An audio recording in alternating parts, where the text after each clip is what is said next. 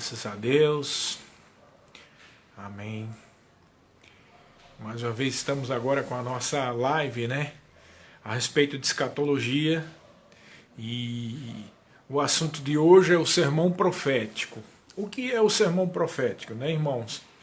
O sermão profético é aquele sermão que se encontra lá em Mateus, no capítulo 24. Esse sermão é muito importante para o entendimento das Escrituras e, na verdade, é também o motivo de algumas confusões, né? Algumas pessoas pensam que nós vamos passar pela grande tribulação por desconsiderar o que está escrito aqui no capítulo 24. Ontem tivemos uma live maravilhosa com o Maneco. Infelizmente, não deu para pôr no Stories, porque no momento aqui em Maringá nós estávamos tendo uma tempestade, uma chuva, e caiu algumas árvores. Ficamos sabendo que caiu algumas árvores e por conta disso houve uma dificuldade na internet e a gente não pôde subir para o Stories e também gravar, né? Lamentável, na verdade foi uma live maravilhosa, mas cremos que possivelmente na semana que vem teremos outra live com o Maneco.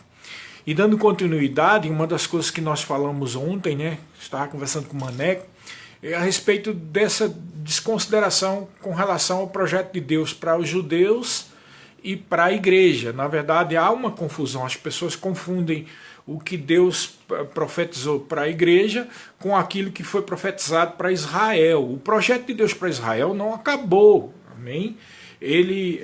A gente sempre diz em escatologia que o relógio de Deus profético é Israel. E na 69ª semana profética, esse relógio parou. Quando foi que aconteceu essa 69ª semana? Depois nós vamos tratar numa outra live sobre as 70 semanas de Daniel, né?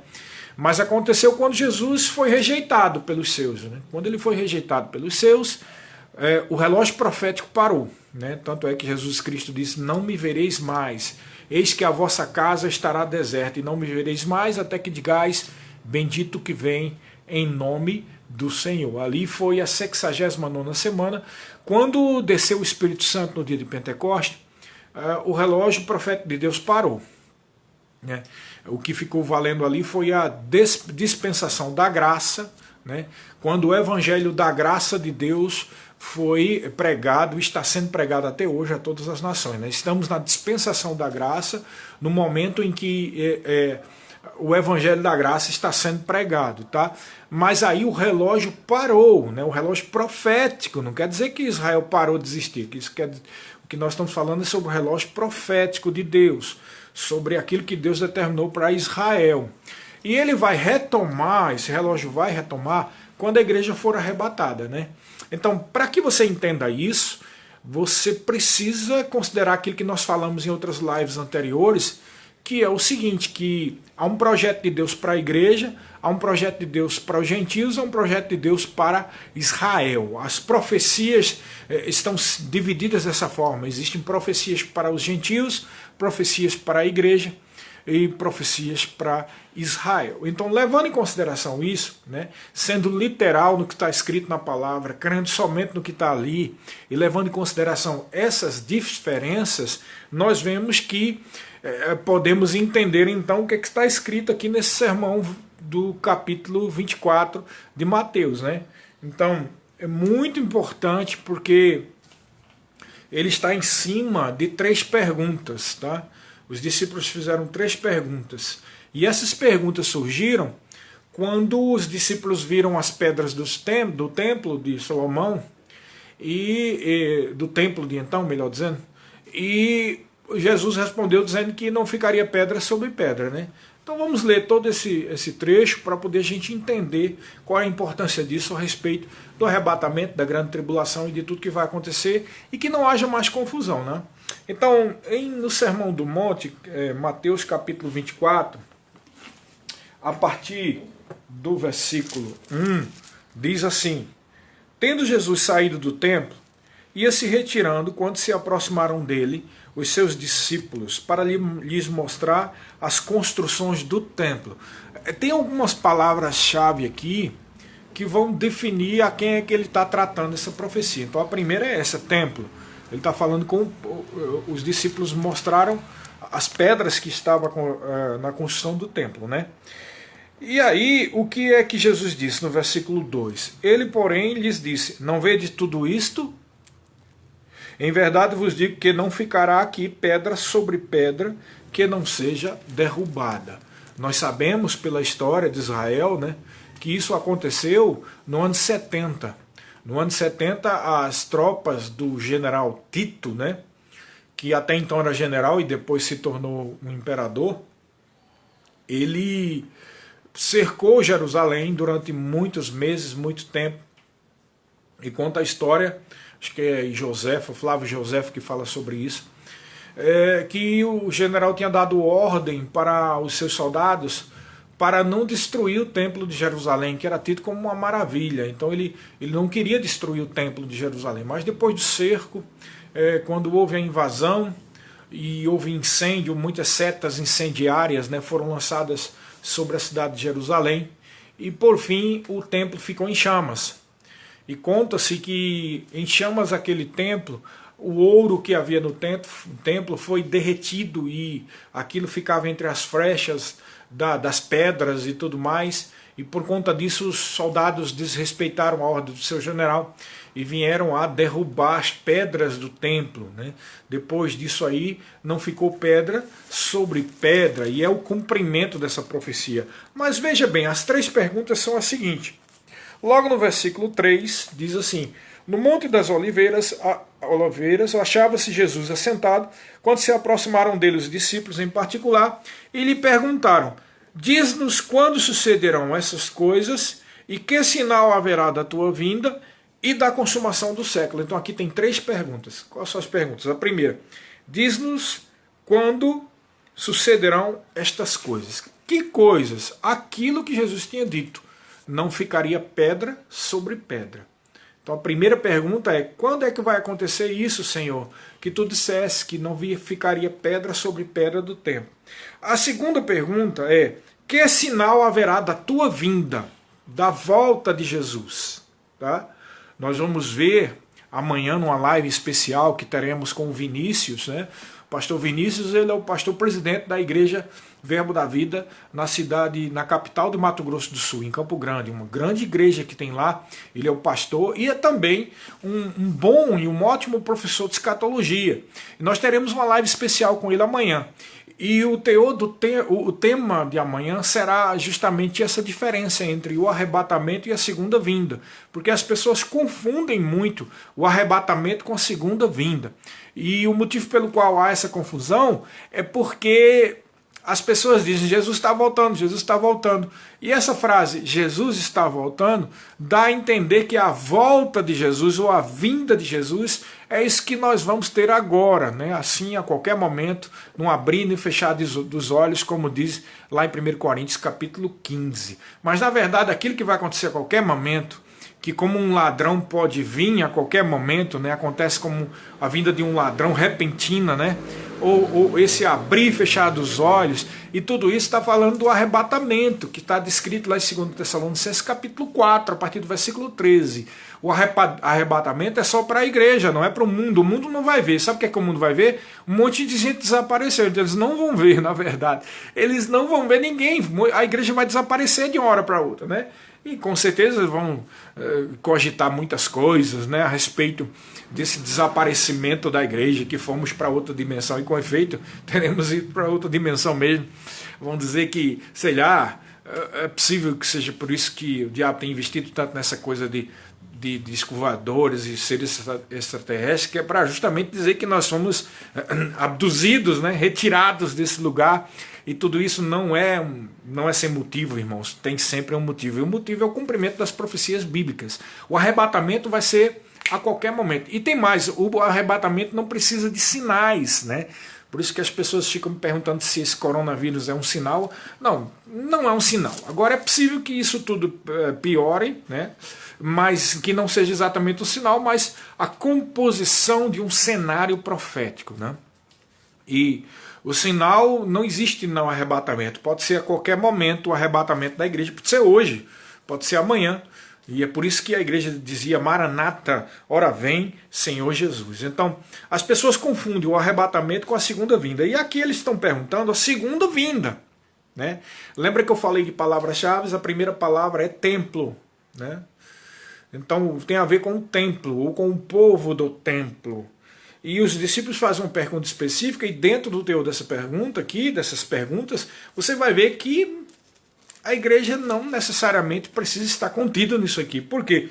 A primeira é, diz-nos quando sucederão essas coisas. Ou seja, pedra sobre pedra não estaria mais no templo de Jerusalém. E a história conta que nesse cerco os cristãos não estavam mais ali, né? Alguns historiadores sustentam que os cristãos da Judéia, eles tinham fugido para uma cidade chamada Pela, né? Uma região dessa cidade chamada Pela, e não havia mais cristãos dentro da cidade de Jerusalém, né? Inclusive, um dos motivos do ódio dos judeus naquela época pelos cristãos é porque conta-se que os líderes judaicos, não só no ano 70, mas também logo no início do ano 100, quando ainda tinha um remanescente lá, procuraram os cristãos para que eles se juntassem nessa revolta, e os cristãos preferiram não se juntar, porque não viam bases bíblicas para essa atitude, e é por isso que os judeus ficaram bem irados com os cristãos não estavam mais dentro da cidade de Jerusalém, tá? Então nós vemos que esse cerco de Jerusalém foi só para os judeus, e como consequência houve a destruição do templo, né? Na verdade, isso aí foi uma consequência da negação dos judeus a respeito do evangelho do reino, que nós vamos tratar daqui a pouco, tá?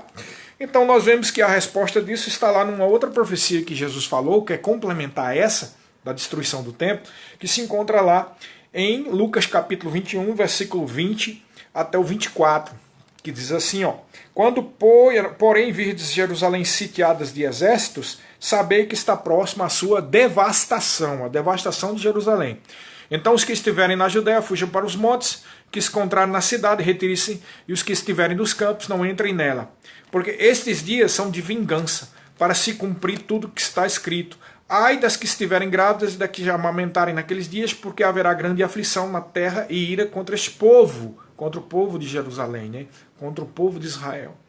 Cairão a fio da espada e serão levados cativos para todas as nações, e até que os tempos dos gentios se completem, Jerusalém será pisada por eles. Então o templo dos gentios são esse tempo que nós estamos vivendo agora também, né? Então há uma confusão, porque isso parece muito com o que está escrito em Mateus capítulo 24, mas só que aqui está específico, que é a respeito da devastação de Jerusalém. O que faz um link desse texto de Lucas capítulo 20 com essa primeira pergunta. Diz-me quando sucederá essas coisas, ou seja, quando não ficará mais pedra sobre pedra. E o cumprimento foi no ano 70. Caiu ali, quebrou tudo, Jerusalém foi sitiada e houve grande mortandade, né? Aí a segunda pergunta é: que sinal haverá da sua vinda? Então eu falei aqui bem por cima, amanhã nós vamos ver mais profundamente, que há uma diferença entre a segunda vinda e o arrebatamento. Então essa pergunta, que sinal haverá da tua vinda, está perguntando a respeito da vinda de Jesus, que, como nós sabemos, acontecerá, melhor dizendo, no final da grande tribulação, quando os judeus reconhecerem Jesus como seu Messias, né? A segunda vinda, ela é precedida de sinais, há muitos sinais, e os sinais estão aí. Todo o período da grande tribulação, com todos os sinais que acontecem na grande tribulação, né? Então muitos sinais precedem a segunda vinda. E outra coisa que precisa você entender: se no final da grande tribulação vem Jesus, já não seria o cumprimento do que ele diz que seria como um ladrão. Esse seria como um ladrão que vem de repente, na hora que não cuidais, isso tem a ver com o arrebatamento da igreja. Mas a segunda vinda de Jesus, ela é repleta de sinais. Então a segunda vinda acontecerá para os judeus e para o povo que estará na grande tribulação. E nós não estaremos na grande tribulação, ok? Há um outro versículo que diz assim: então como um relâmpago que sai do oriente se mostra no ocidente, assim será a vinda do Filho do Homem, e todo olho verá, até aqueles que o traspassaram. Então é uma vinda visível, como um relâmpago que sai do oriente e se mostra no ocidente. A vinda do Filho do Homem é a segunda vinda. Essa vinda ela é precedida de muitos sinais, e isso acontecerá no final da grande tribulação. Então a pergunta 2 é esse: quando é que vai haver a sua segunda vinda? Né? E o terceiro, a consumação do século. Outras versões dizem o final do mundo. Então tudo que ele vai dizer a partir de agora tem a ver com essas 3 perguntas. A primeira já foi respondida, né? Que é o que aconteceu e que foi profetizado em Lucas capítulo 20, que é a destruição de Jerusalém. A segunda é: que sinal ou que sinais antecederão a sua vinda? E aí ele começa a dizer os sinais. Ora, seria até uma contradição do Senhor Jesus, ele não se contradiz, né? Se ele dissesse os sinais, em outro lugar ele diz, na hora que não cuidais, será a vinda do Filho do Homem. Então, esse não cuidais, ou como um ladrão que vem de noite de repente, está falando do repentino, daquilo que vai acontecer no arrebatamento. Tá? Mas a segunda vinda não, ela tem sinais. E aí ele começa a falar sobre esses sinais da segunda vinda. Presta atenção. E ele lhe respondeu, versículo 4. Vede que ninguém vos engane, porque virão muitos em meu nome dizendo eu sou o Cristo. Aqui é Cristo no grego, mas para os discípulos ele está falando de Machia ou de Messias. Ele está dizendo que o sinal, né, é que muitos vão dizer eu sou o Messias e vão enganar muitos. Irmãos, para nós que somos igreja, isso não vale. Nós sabemos muito bem quem é o Messias de Israel, não é verdade? Se você nasceu de novo, você sabe muito bem quem é o Messias, né? O Senhor Jesus.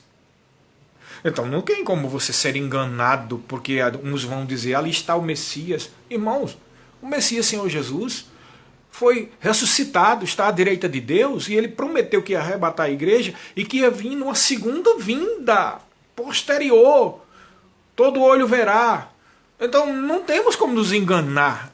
Esses falsos messias e falsos cristos que ele está falando aqui é algo a respeito que vai acontecer no início da grande tribulação. Ok? E aí ele diz, e certamente ouvireis falar de guerras e rumores de guerra, vede, não vos assustei, porque é necessário que assim aconteça, mas ainda não é o fim. Quando ele fala fim, irmãos, ele está falando dos 3 anos e meio últimos. A grande tribulação ela vai ser composta de 7 anos. Os primeiros 3 anos e meio, que é o princípio das dores, o princípio da dor, ele tá fazendo uma analogia para uma mulher que está para dar à luz, que vai ter um parto. Ok? O parto é o quê? O parto é o parto do milênio. Ok? Então, antes de vir o milênio, vai ter dores de parto e o fim, que são as dores que precedem o parto. Então, o início das dores, ou o princípio das dores, são os primeiros 3 anos e meio. E durante esses primeiros 3 anos e meio que vai acontecer isso, dentre os quais muitos dizendo que são messias e etc, etc. Mas olha só, a gente não tem ideia do tempo nesses 3 anos e meio, isso pode durar um mês, uma semana, né? Não temos exata, não sabemos como exatamente isso vai acontecer. Aí ele diz, certamente, mas não é o fim. Aí ele fala, porquanto se levantará nação contra nação, reino contra reino, e haverá fomes e terremotos em vários lugares. Porém, tudo isto é o princípio das dores. Então, para um pouco para pensar, irmão. Sabemos que houve um aumento dos terremotos na Terra já desde o século XIX. No século XX, muitos terremotos, tá? E temos também guerras, mas a verdade é que nós sempre tivemos guerras, muitas guerras, né? Inclusive tivemos mais guerras violentas durante o período da Segunda Guerra Mundial, logo depois, do que agora nós estamos tendo, por exemplo. Então esses rumores de guerra podem muito bem, diante da cronologia desses acontecimentos que nós estamos falando aqui, podem muito bem significar aquilo que vai acontecer, que é a Guerra do Armagedon. A Guerra do Armagedon não é só uma batalha, são várias batalhas. E tudo indica que ela começará logo no início da Grande Tribulação e irá perdurar até o final da Grande Tribulação, logo no momento em que Jesus vai voltar. Ok? Então esses rumores de guerra e tal, está falando desses 3 anos e meio iniciais, né? Porque ele diz no versículo 8, porém tudo isso é o princípio das dores. Aí ele diz no 9, né? Então sereis atribulados e vos matarão, sereis odiados de todas as nações por causa do meu nome. Veja, eu falei no início que ele fez 3 perguntas. Quando acontecerão essas coisas? Que a destruição do templo é referente aos judeus. Isso já aconteceu. E a segunda pergunta é: quais sinais haverão da segunda vinda, que como sabemos é uma segunda vinda que vai acontecer no final da tribulação, e com relação à consumação dos séculos, ou seja, tudo que vem depois, né? O milênio, o juízo final, que é uma coisa que vai acontecer lá para frente, a gente vai tratar depois. Tudo isso aí é que eles estão perguntando, eles não estão falando especificamente sobre o período da igreja, embora eles não soubessem disso, mas Jesus teve bastante liberdade, sabia disso, e por isso que ele profetizou em cima do período em que a igreja não está inserida. A gente pode até ver aqui, de certa forma, aquela estátua de Nabucodonosor, onde a igreja não está inserida naquele lugar. E veja, ele diz aqui que sereis atribulados, vos matarão e sereis odiados de todas as nações por causa do meu nome. Nós sabemos que isso, existem perseguições localizadas, né? Existe perseguição na igreja durante o período da Cortina de Ferro, o regime comunista, houve perseguições em vários lugares, há perseguições também em países muçulmanos que não creem em Jesus, e quando há conversões e pregações à morte e perseguição nesses lugares. Mas diante do contexto cronológico, isso aqui está inserido dentro da grande tribulação. Isso deve ser especificamente a perseguição por causa do anticristo, que o anticristo vai perseguir inicialmente só os que se converterem. Porque o que vai acontecer, irmãos? Veja bem, o Espírito Santo está detendo a manifestação do anticristo. Mas quando a igreja for arrebatada, o Espírito Santo vai soltar o anticristo para o cumprimento das profecias a respeito do fim, do princípio das dores. E aí é quando acontece aquela profecia do primeiro cavaleiro do Apocalipse, que é o cavaleiro branco, que vai pregar paz e tal. E aí se cumpre aquilo que Paulo diz, né? Quando estiverem falando de paz e prosperidade, eis que sobrevirá a repentina destruição. Essa repentina destruição é o início da guerra do Armagedon, esses rumores de guerra, mas também a perseguição contra aqueles que estiverem salvos dentro da grande tribulação. E é possível? Não haverá igreja. A igreja foi arrebatada. Mas a gente sabe que há muitas pessoas, infelizmente, que a gente prega o evangelho, as pessoas não acreditam, não creem, né? E quando virem aquele episódio de desaparecer milhões de pessoas de uma hora para outra, eles vão reconhecer Jesus, né? Mas aí já vai ser tarde demais, não para a salvação, mas para ser arrebatado, porque é até aquela série de livros do Tim LaHaye, né, Deixados para Trás, que surgiu até alguns filmes e séries também, fala. Quem são os deixados para trás? São aqueles que não queriam aceitar Jesus, ou que estavam desviados do mundão aí, muito longe do Senhor, ou aqueles que não queriam receber Jesus, melhor dizendo. E quando viram que a igreja foi arrebatada, eles vão se converter, porque o Espírito Santo ainda vai continuar aqui, irmãos. As pessoas pensam que o Espírito Santo era retirado, mas ele não vai ser retirado. Ele vai continuar aqui, porque quem convence o homem do pecado, da justiça e do juízo é o Espírito Santo, e quem vai convencer essas pessoas que vão se converter, os deixados para trás? Com certeza o Espírito Santo, né?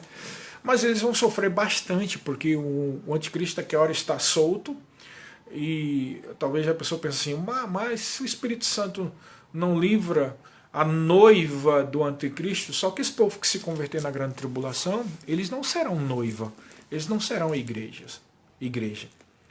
Eles serão salvos.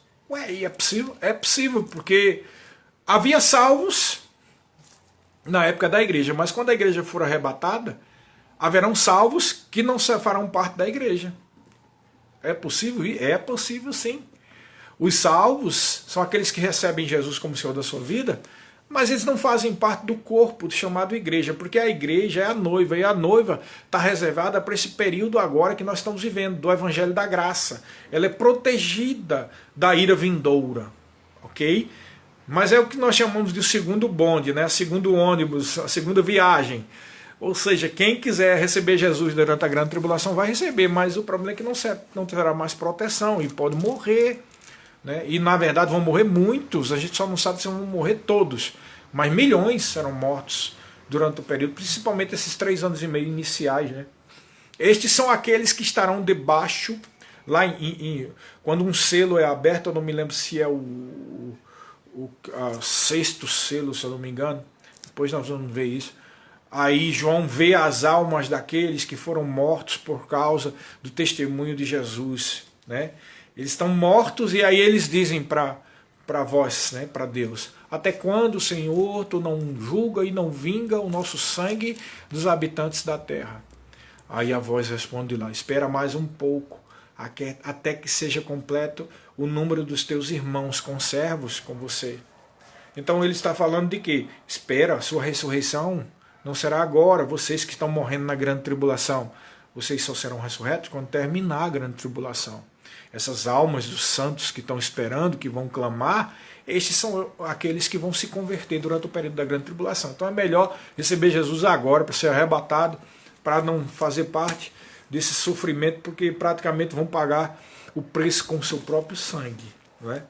Então, ele diz: muitos serão atribulados, nesse tempo muitos vão de escandalizar, atrair e odiar uns aos outros. Levanta-se-á muitos falsos profetas e enganarão a muitos. Versículo 12. E por multiplicar a iniquidade, o amor disso se esfriará de quase todos. Essa multiplicação sobremaneira veloz de iniquidade é porque estão aqui no período dos primeiros 3 anos e meio, onde a iniquidade vai reinar, né? O anticristo vai reinar, os cristãos não estarão aqui mais na terra.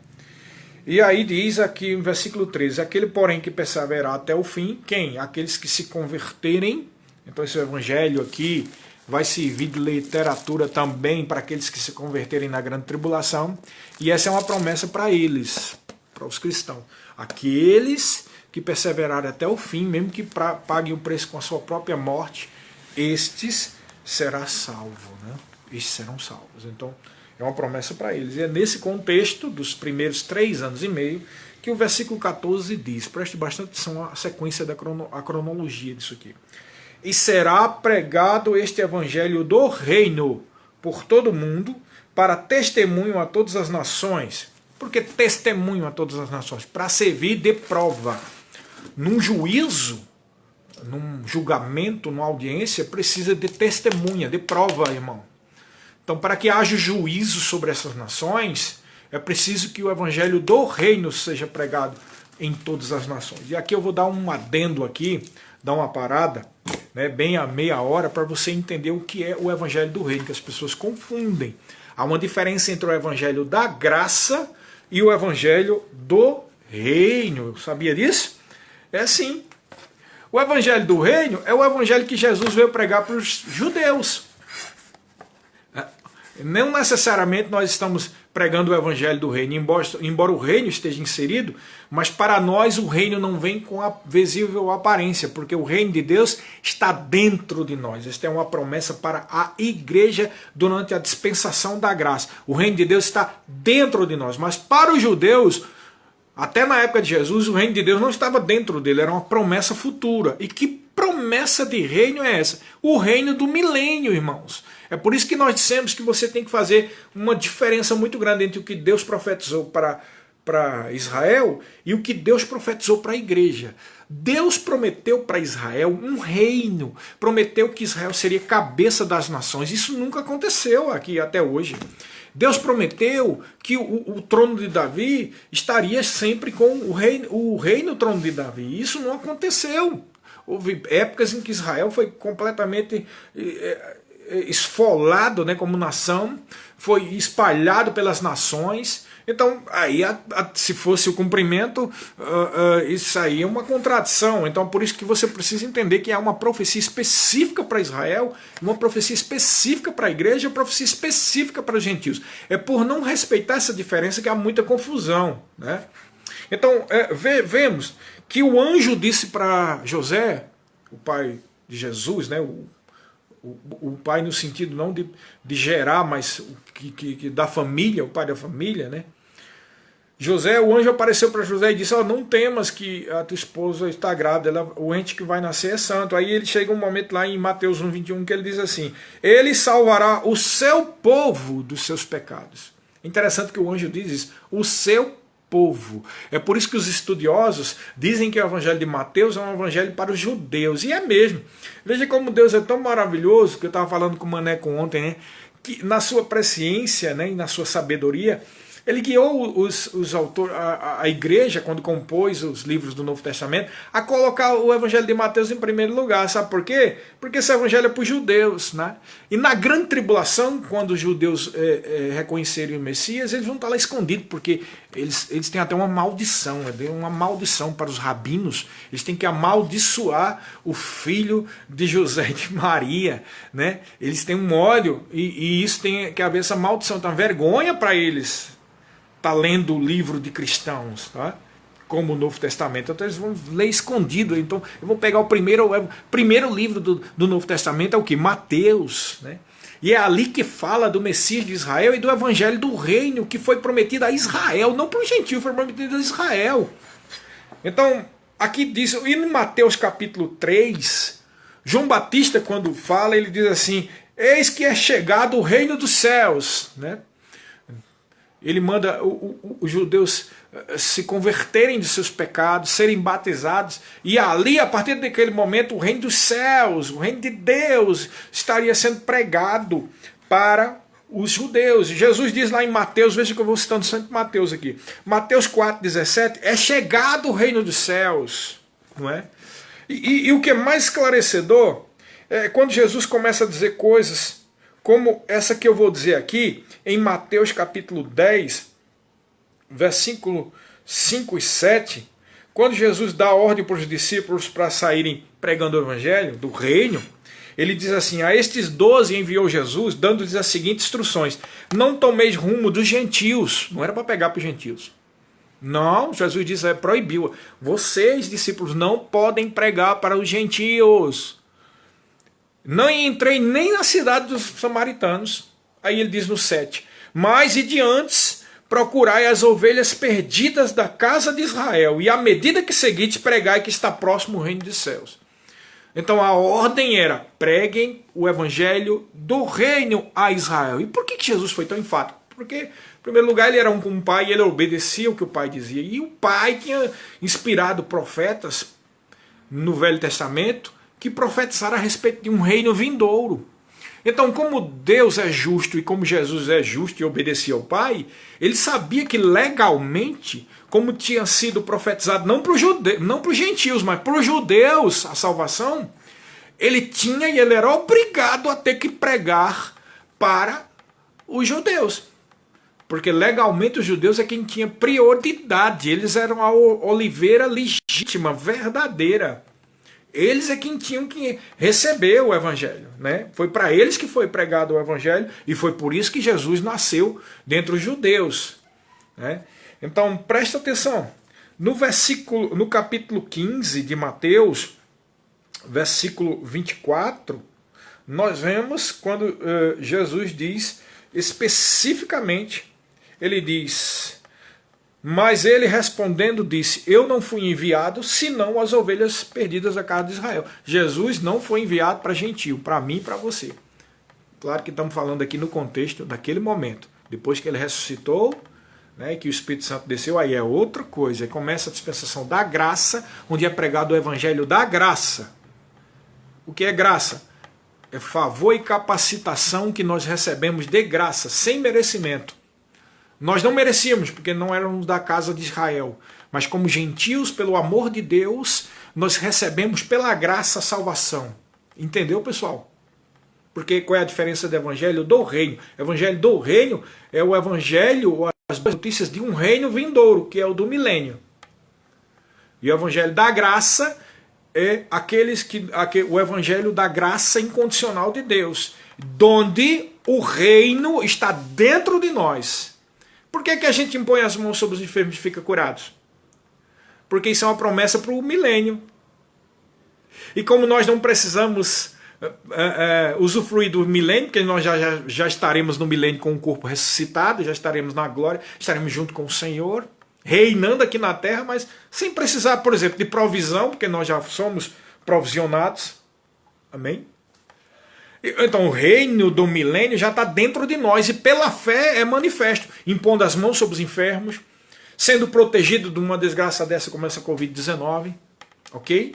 Isso é o evangelho do milênio, do reino, que se manifesta dentro de nós e não vem com visível aparência, mas para os judeus veria e virá, com visível aparência, que é o milênio. Ok, pessoal? Então, é interessante quando Jesus diz assim, naquele episódio lá da mulher Cirofenícia, né, que pede para ser curada a filha dela, veja bem, aí veja só o que aconteceu depois disso, né? Aliás, não nesse episódio da mulher Cirofenícia, mas um outro episódio, eu já citei da mulher Cirofenícia aí, quando ele disse que foi enviado, senão para as ovelhas perdidas da casa de Israel. Mas em João capítulo 12, versículo 20, diz assim, e alguns gregos, olha, presta atenção, grego é gentil, concorda? Não era judeu. Eu falei aqui que gentios são todos aqueles que não são geneticamente judeus. Então os gregos, assim como nós e como os europeus, os demais europeus, são gentios. Então, aí ele diz aqui no versículo 20, e havia alguns gregos entre os que tinham subido para adorar na festa. Estes, pois, dirigiram-se a Filipe, que era de Betsaída da Galiléia, e rogaram-lhe, dizendo, Senhor, queríamos ver a Jesus. Filipe foi e falou com André, e então novamente André e Filipe foram dizer a Jesus. E Jesus lhe respondendo, dizendo, olha o que foi que Jesus disse, é chegada a hora que o Filho do Homem há de ser glorificado. Na verdade vos digo, se o grão de trigo caindo da terra não morrer, permanece só, mas se morrer, dá muito fruto. O que ele estava dizendo é o seguinte, agora os gentios já estão me procurando, é melhor cumprir-se aquilo que eu tenho que fazer, que é morrer e ressuscitar, para que o evangelho da graça agora atinja os gentios. Vocês estão entendendo? Por que eu fiz todo esse apanhado? Para explicar para você que há uma diferença entre o evangelho do reino e o evangelho da graça. Nós vemos que no decorrer da pregação de Jesus, o reino foi rejeitado pelos israelitas, rejeitaram completamente. E por conta dessa rejeição, Jesus disse lá em Mateus capítulo 23, versículo 37 e 39, né? Jerusalém, Jerusalém, que matas e apedrejas os que te foram enviados. Quantas vezes eu quis te aninhar debaixo das minhas asas, como a galinha aninha os seus pintinhos, mas vocês não quiseram. Eis que a vossa casa ficará deserta. O que é casa deserta? Ele está dizendo, vocês não terão mais comunhão mais com o Messias. E aí ele diz, e não me vereis, o Messias de Israel, vocês não vão me ver mais. Não adianta fazer sua religiosidade aí, suas práticas, vocês como nação, indivíduo, pode ser que se convertendo, me veja. Agora, a pessoa que está religioso, esperando um outro Messias, como eles estão esperando, não vão mais ver o Messias até que digais, bendito o que vem em nome do Senhor. Em hebraico, Baruch Haba B'Shem Adonai. Ou seja, isso vai acontecer no final da grande tribulação. Por que estou dizendo tudo isso, irmão? Porque você vai ver para quem é que esse evangelho aqui, esse trecho foi feito. Foi para os judeus. E aí, quando tem o 14 que nós lemos aqui, será pregado o evangelho do reino a todo mundo, para testemunho a todas as nações, então virá o fim. Quando ele diz virá o fim, ele está dizendo, ó, passou os 3 anos e meio iniciais, e agora vai vir os últimos 3 anos e meio. Porque como é que nós conseguimos fazer essa diferença? Não só pelo próprio texto profético, mas também pelas pragas que estão descritas lá em Apocalipse a respeito do período da tribulação. Eu falei aqui, acho que na primeira live. Quais são as pragas? 7 selos, tá? 7 selos. Depois 7 trombetas. E depois 7 taças, tá? Os 7 selos e as 7 trombetas estão no princípio das dores, nos primeiros 3 anos e meio. Quando a última trombeta desse juízo é tocado, que é no meio da grande tribulação, começa o fim que ele está falando aqui. Começa os últimos 3 anos e meio, que é composto das 7 taças da ira de Deus. Então, esses 7 taças da ira de Deus faz com que os últimos 3 anos e meio é tão violento que chega ao ponto de Jesus dizer que se não fosse pelos escolhidos, esses dias foram abreviados. E que escolhidos ele está falando ali? Está falando justamente dos judeus que vão se converter, né? Porque no meio do período da grande tribulação serão marcados 144 mil judeus. Lembra que nós falamos que precisamos ser literais na Bíblia? quando Deus trata de judeus, é judeu, não é igreja. Quando Deus fala de 1000 anos, são 1000 anos, não é um tempo simbólico, ok? Quando Deus diz, imporão as mãos sobre os enfermos ficarão curados, e imporão as mãos sobre os enfermos ficarão curados, aqueles que creem imporão as mãos sobre os enfermos ficarão curados. Quando a Bíblia diz que Jesus levou sobre si as nossas enfermidades, ele levou sobre si as nossas enfermidades, amém? Quando a Bíblia fala de 1000 anos, são 1000 anos. E lá em Apocalipse capítulo 7 e Apocalipse capítulo 14, é bem tácito, explícito, 144 mil, são 12 mil de cada uma das tribos de Israel. 12 mil de Ruben, 12 mil de Zebulon, 12 mil de Naftali, e assim vai, 12 mil. Está muito claro que ele está falando de judeus, né? Mas e para que Deus vai levantar 144 mil judeus? Porque os judeus só ouvem pregação do evangelho, irmão, de judeu, não vai ouvir de você e de mim, porque eles são ensinados desde criancinha, né? Isso é o que eles dizem, eu mesmo não tenho nada a ver com isso, nem você, mas eles dizem que nós somos gentios, que foi os gentios e os cristãos que perseguiram eles durante a Inquisição, que foram os judeus, ou que foram os cristãos que denunciavam as casas de judeus na Áustria e na Alemanha e na Polônia, e eram cristãos que diziam, ó, eles moram aqui, tá? Aí eles põem essa carga, querem pôr a carga de culpa em cima da gente, irmãos. E eles não ouvem o que os cristãos dizem, né? Primeiro que eles não aceitam Jesus como Messias, segundo por causa disso. A história para eles, a história é que nós perseguimos eles. Não entendem que isso é uma consequência de toda uma vida longe do Messias verdadeiro. Não é? E assim, é nesse contexto que Jesus diz assim no versículo 15, presta atenção nesse 15. Quando, pois, virdes o abominável da desolação, de que falou o profeta Daniel no lugar santo, quem lê entenda. Esse versículo para mim é maravilhoso. Ele está claro. Bom, ele está dizendo o seguinte, quando virdes o abominável da desolação, de que falou o profeta Daniel. O profeta Daniel falou do abominável da desolação no capítulo 12. E esse abominável da desolação é quando o iníquo, o anticristo, aquele que vai fazer um pacto inicial com eles, e eles vão pensar que é o Messias dele, por 3 anos e meio, quebrar esse pacto. Porque o grande propósito do anticristo, do falso Messias, é dominar Israel. Ele quer destruir tudo que se chama Deus. E ele sabe que lá, Jerusalém, é berço do judaísmo, do cristianismo, e é um lugar santíssimo para os muçulmanos. E a Bíblia diz que esse iníquo, esse anticristo, ele é contra tudo que se chama Deus. Então ele quer o seguinte, ele quer chegar, dominar Jerusalém e destruir tudo. E para poder destruir, ele tem que conseguir a confiança dos judeus para poder colocar todos os seus exércitos no Vale do Armagedon. Por isso que a guerra toda é chamada de Guerra do Armagedon. Como é que ele vai conseguir isso? Se fazendo passar pelo Messias. É por isso que ele vai ter toda a confiança. Né? Ele vai aparecer como um cavaleiro montado num cavalo branco com um arco, dizendo que eles têm um certo poder político, uma coroa, aliás, um certo poder militar é o arco, mas não total, porque só tem o arco, mas não tem a flecha. Isso é por isso que vai ter um Armagedon, porque nem todo mundo vai concordar com eles. E esses que não vão concordar com ele não é porque são cristãos e de Deus não, irmão. É outros interesses. Tudo indica que são os orientais. A Bíblia dá a entender que é Togarma, os orientais, né? Não sabemos se está falando da Rússia ou da China, ou de uma coalizão Rússia, China e Coreia do Norte, não sabemos exatamente isso, mas tem a ver com os orientais. Então ele vai ter essa guerra entre eles, Então ele tem só o arco, não tem a flecha, ele tem uma coroa que fala de um poder político. E ele está montado num cavalo branco, porque ele vai pregar paz, prosperidade, uma nova era, uma era de prosperidade, de paz, de alta tecnologia e tal e tal. Essa é a pregação do espírito do anticristo, não é? Aí ele diz aqui, quando vocês virem esse abominável da desolação, de que falou o profeta Daniel... Em uma outra live eu falei aqui para você que o livro de Daniel não é para cristão, irmão.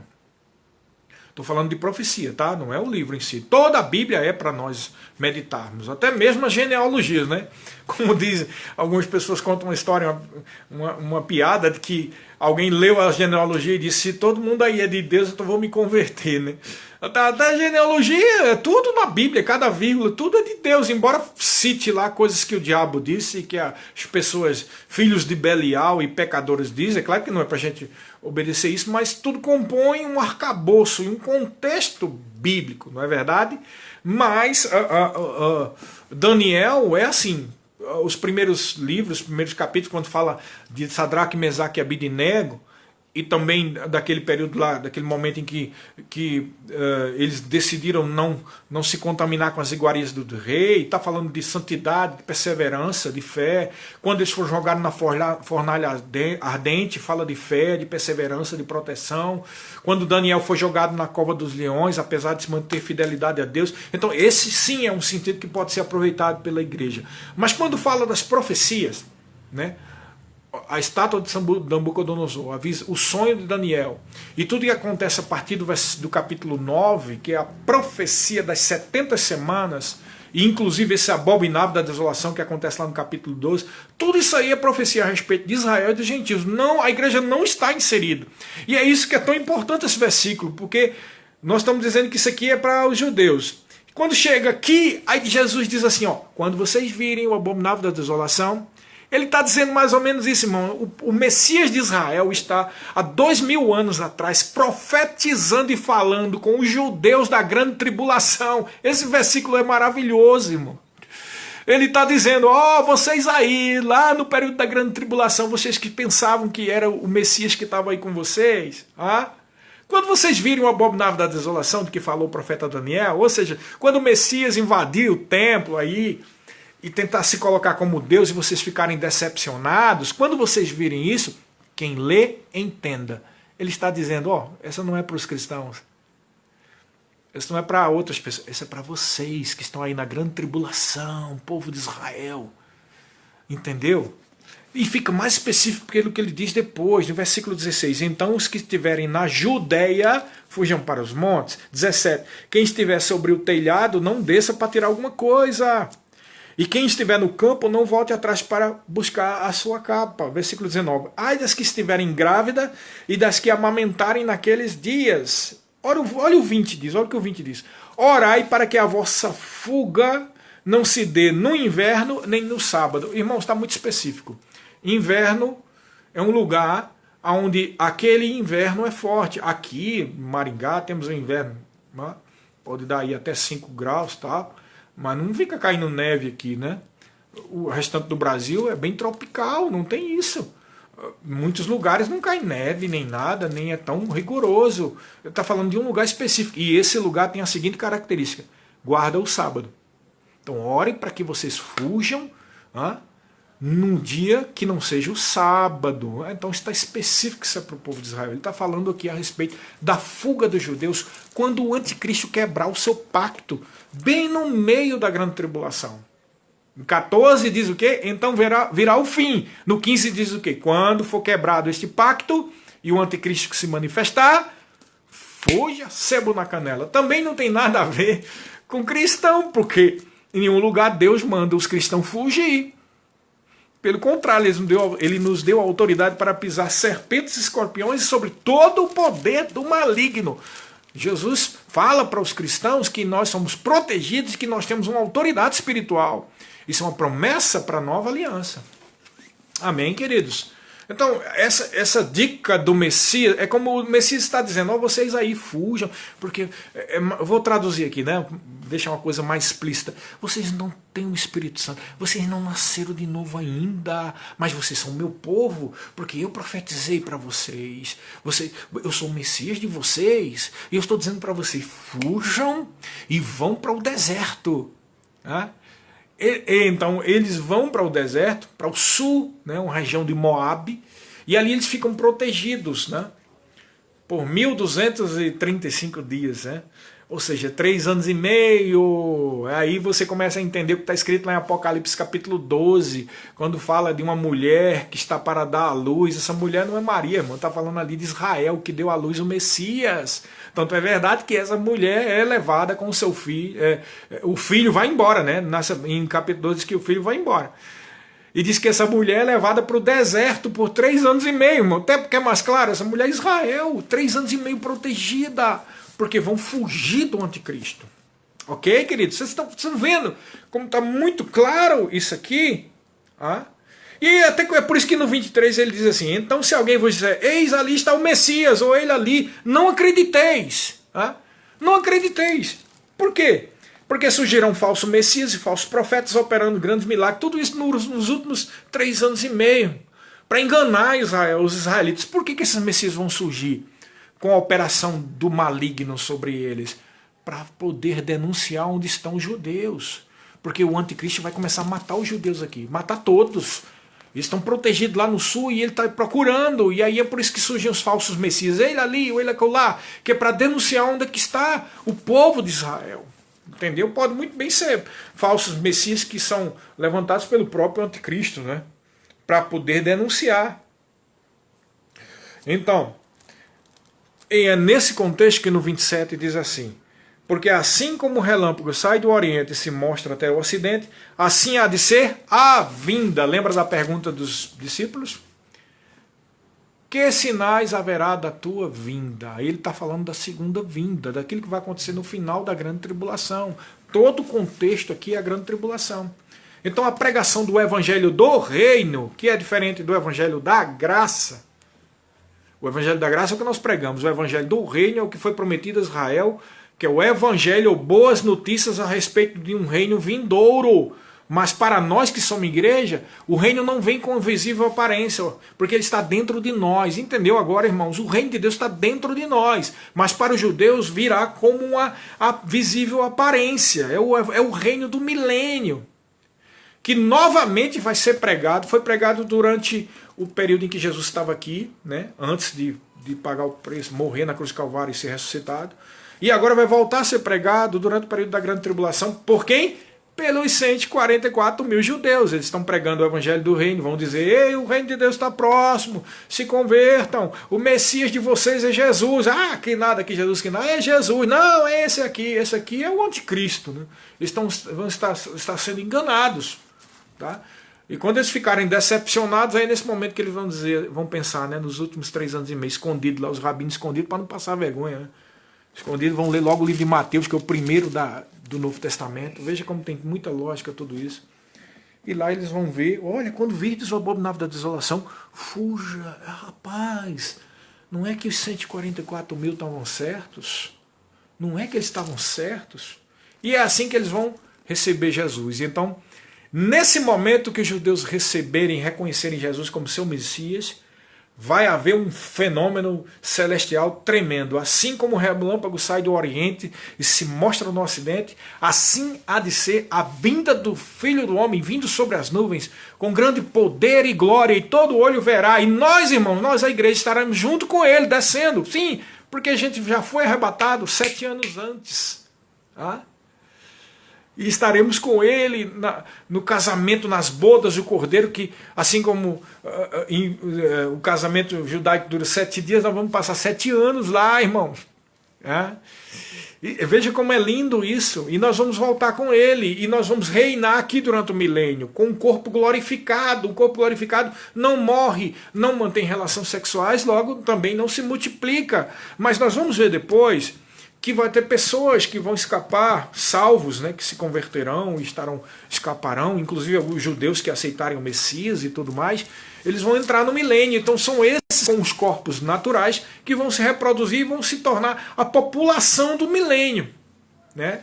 Entendeu como tudo se encaixa certinho, cronologicamente. Né? Então, mas é interessante que no meio desse sermão, veja que foi perguntado a ele: que sinal acontecerá essas coisas, que foram a derrubada de Jerusalém, né? Depois ele disse segunda vinda, né?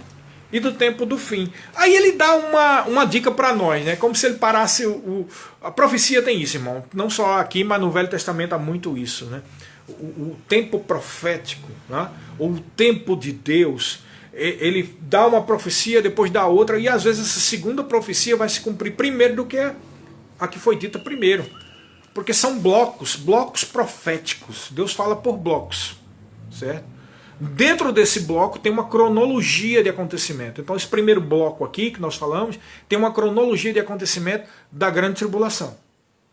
Aí ele para e diz uma coisa, a dica que ele está dando no outro bloco é porque ele fala de dia. Quando ele fala dia, está falando de um amanhecer, de uma mudança, ok?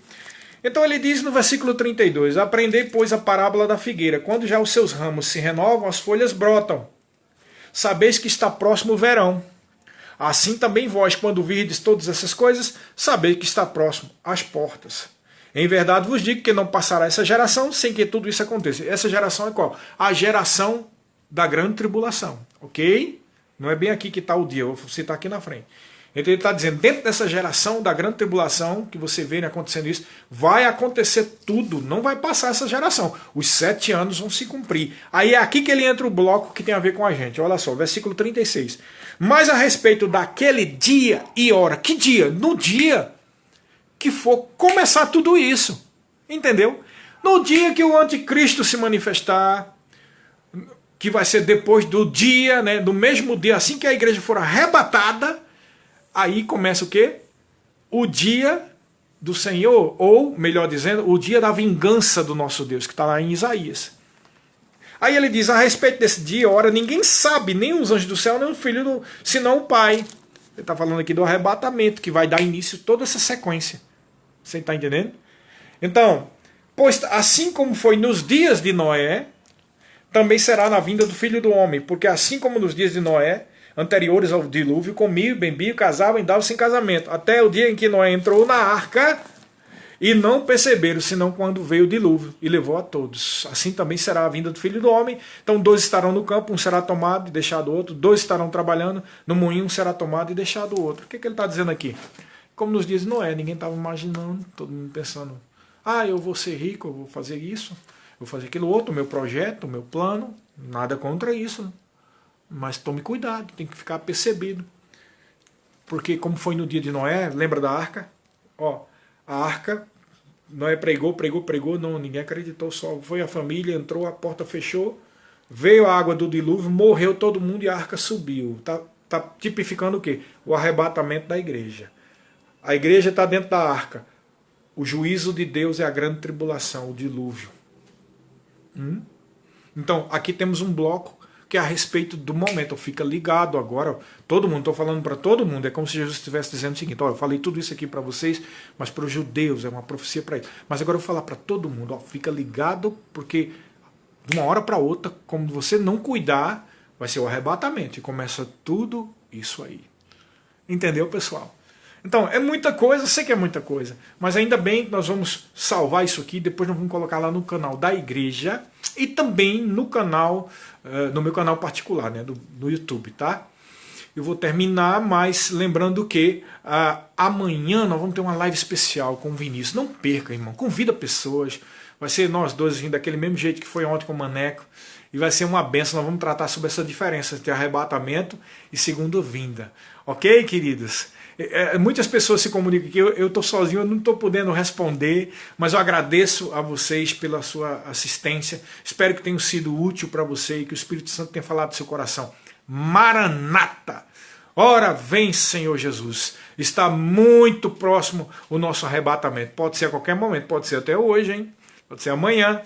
Então fica com o seu coração preparado, que com certeza o Senhor há de vir e nós vamos nos encontrar com Ele nas nuvens. Não é a segunda vinda, tá?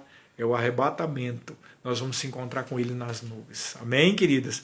Sejam abençoados e até amanhã, 6 horas da noite. E outra coisa, vamos ter uma live do Ministério agora com o irmão Reagan, né?